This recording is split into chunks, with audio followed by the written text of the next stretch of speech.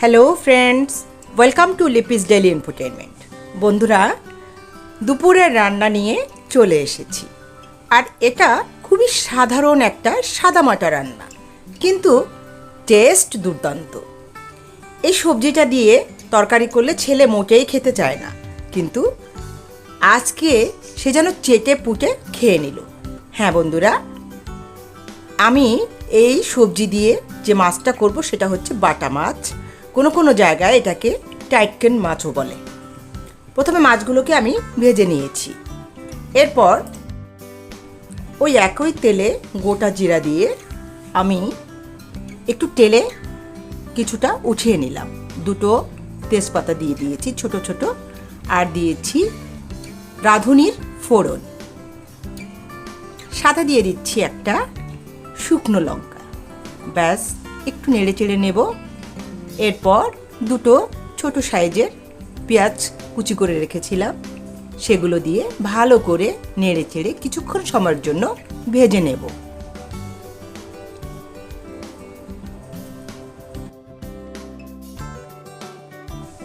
সবজিগুলোকে এভাবে কেটে নিয়েছি,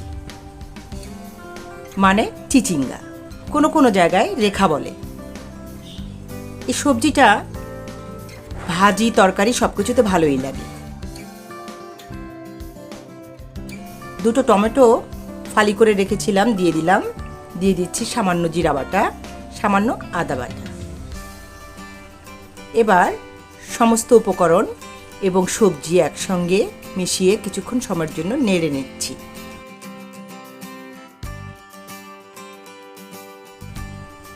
দিয়ে দিচ্ছি লবণ আর দিয়ে দিচ্ছি হলুদ। এবার ভালো করে কিছুক্ষণ সময়ের জন্য কষিয়ে নেব। তেল চিটচিটে শব্দ উঠলে বা তেল চিটচিটে ভাব চলে আসলে মনে করতে হবে আমার সবজিটা কষানো হয়ে গেছে। দেখতেই পাচ্ছ।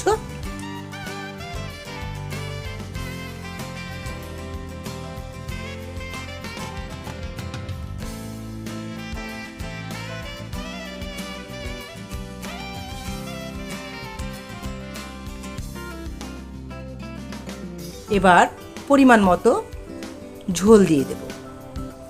খুব বেশি ঝোলের প্রয়োজন নেই, হালকা পাতলা ঝোল হলেই ভালো লাগে সবজিটা। দিয়ে দিচ্ছি সামান্য লঙ্কার গুঁড়ো আর সামান্য একটু ধনিয়া।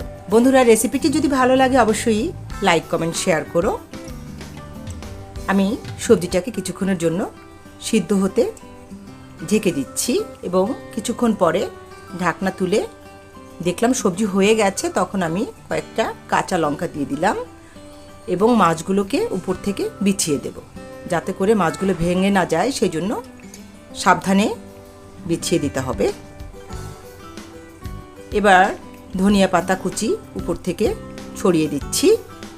আস্তে আস্তে করে সাবধানে মাছগুলো একটা একটা করে উল্টে পাল্টে নেব এবং একবার থেকে দুবার আমি এই কাজটা করেছি। উল্টে নিয়েছি সাবধানে। এর পরবর্তী পর্যায়ে ঝোলটা একটু কমে আসলে আমি সবজিটাকে বা মাছের তরকারিটাকে নামিয়ে নিচ্ছি। বন্ধুরা দেখো, এবার আগে যে জিরা তেলে রেখেছিলাম সামান্য একটু ঘষা দিয়ে উপর থেকে এই জিরা আর ঝোল মিক্স করে আমি মাছের উপর থেকে ছড়িয়ে দিচ্ছি একটু। এটা কিন্তু খেতে দুর্দান্ত লাগে।